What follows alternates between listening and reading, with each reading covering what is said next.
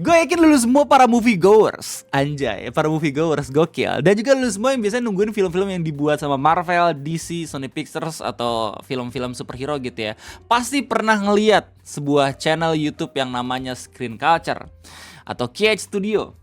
Kalau misalnya udah tahu ini, gue yakin ada salah satu di antara kalian semua yang pernah ngerasa kena tipu gara-gara video yang dibuat sama mereka.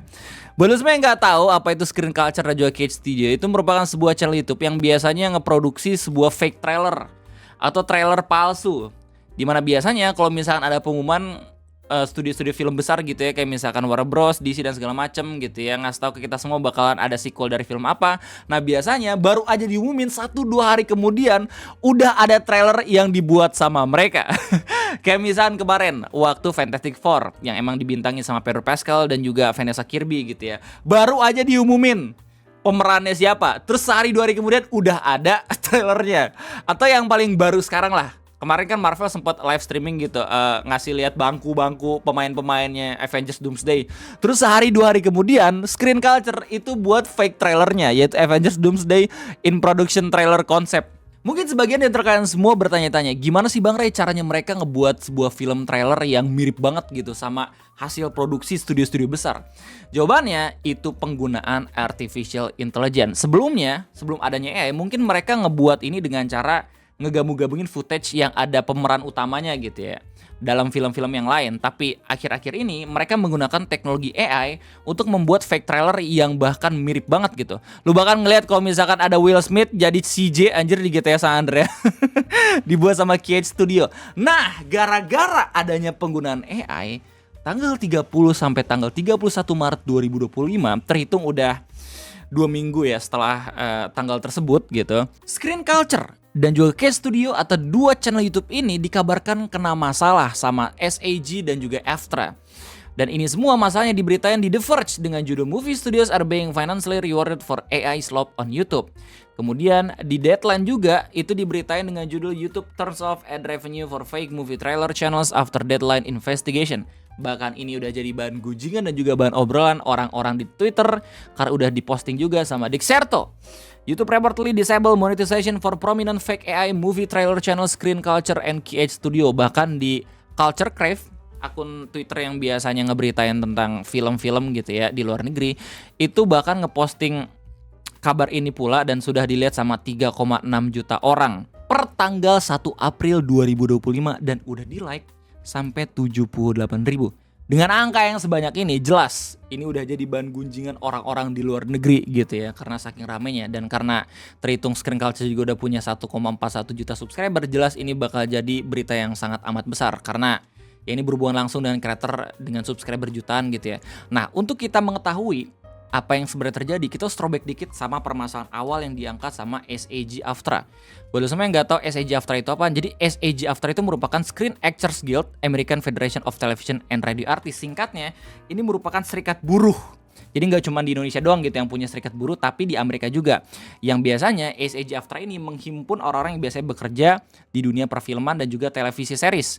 Kayak misalkan penulis, ilustrator, aktor, artis, dan lain-lain itu masuk ke dalam serikat pekerja ini. Dimana mereka biasanya itu punya fungsi untuk melakukan negosiasi kontrak kerja dengan studio dan produser, mengatur standar kerja dan etika profesional, menjadikan bantuan hukum dan dukungan keuangan bagi anggotanya kalau misalkan artis-artis sudah pada financial broke gitu ya. Dan yang paling penting yang masuk ke dalam permasalahan Screen Culture adalah mengadvokasi isu-isu penting seperti kompensasi dari platform streaming dan perlindungan terhadap penggunaan artificial intelligence. Yes, jadi permasalahan dari Screen Culture dan juga KH Studio ini diangkat sama SAG-AFTRA karena adanya penggunaan artificial intelligence yang melibatkan anggota-anggota serikatnya.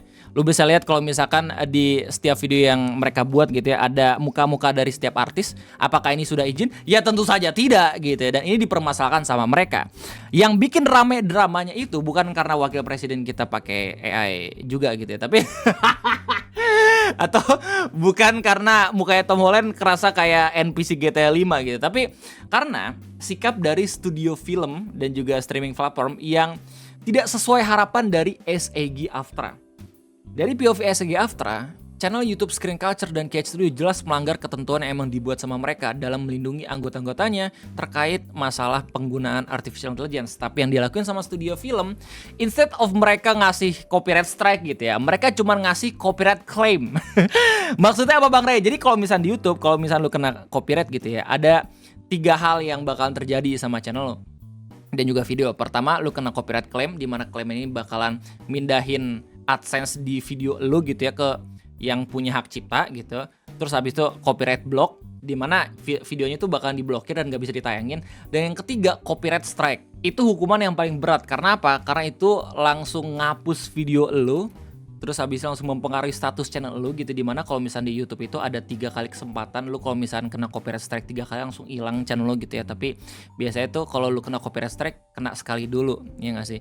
Terus habis itu lu nggak bisa ngupload video selama 1 minggu kayak gitu. Gue pernah berkali-kali kena copyright strike di video-video yang nggak jelas gitu ya. Kadang emang ada yang nge-abuse sistem ini juga, tapi gue yakin dalam kasus ini copyright strike-nya valid kayak gitu. Nah, yang dilakuin sama studio film justru cuma nge-copyright claim doang, dan jelas ini ngebuat marah SAG-AFTRA. Kenapa kayak gitu? Karena basically kayak terkesan nyari untung juga dari penggunaan artificial intelligence. Makanya ini makin rame lagi. Terus habis itu muncul sebuah berita yang bilang kalau misalnya movie studio are being financially rewarded for AI slop on YouTube. Apa yang dilakuin sama studio film itu terdengar juga sama SAG-AFTRA, yang pada akhirnya mereka kembali protes untuk menegakkan hukuman seadil-adilnya. Jadi yang awalnya cuma copyright claim doang, di mana studio film itu ngambil monetisasi dari mereka, menjadi hukuman di mana 2 channel ini udah nggak bisa lagi merasakan fitur monetisasi. Kayak gitu coy. Jadi sekarang lu kalau misalnya ngeliat film-film trailer mereka gitu ya, mereka udah tidak bisa dapat uang dari ini semua. Yang kalau misalnya pada akhirnya ini terjadi gitu, gue yakin mereka udah nggak punya niatan lagi sih buat video-video fake trailer kayak gini. Tinggal nunggu waktu aja. Karena sumpah ya, sebagai kreator meskipun dari awalnya itu niatan lo itu untuk berkarya gitu ya, lama-kelamaan kalau misalnya lu nggak disupport sama platform gitu, jelas bakalan mundur. Ya sama kayak yang terjadi dengan channel Megumi Crack lah. Dan ini diberitain lengkap sama Deadline dan juga The Verge ya. Bahkan di berita The Verge dikasih tahu alasan kenapa Screen Culture dan juga KH Studio itu kena demonetisasi. According to Deadline, anjir, berita ngutip berita lucu banget. The accounts were suspended from YouTube Partner Program for violating its video monetization policies. Creators are not permitted to make videos that are duplicative or repetitive. Ini lucu sih soalnya 2 kata ini. Kenapa? Karena nggak sedikit juga gue ngelihat banyak teman-teman kreator Indonesia yang tiba-tiba fitur monetisasinya hilang gara-gara ketahuan punya konten yang duplikasi atau berulang anjir, padahal mereka bener-bener sepenuh hati buat videonya gitu. Kadang lucu banget gitu kalau misalnya ngeliat peraturan-peraturan YouTube gitu, ada yang ambigu. Bukan pengen ngebela Screen Culture dan KH Studio gitu ya, tapi emang ada juga beberapa case di mana kadang botnya atau reviewnya itu agak keliru gitu dalam menentukan konten. Or made for the sole purpose of getting views. Nah, bukannya semua video di YouTube itu pengen punya banyak views ya. Anjir lucu banget kalimatnya nih.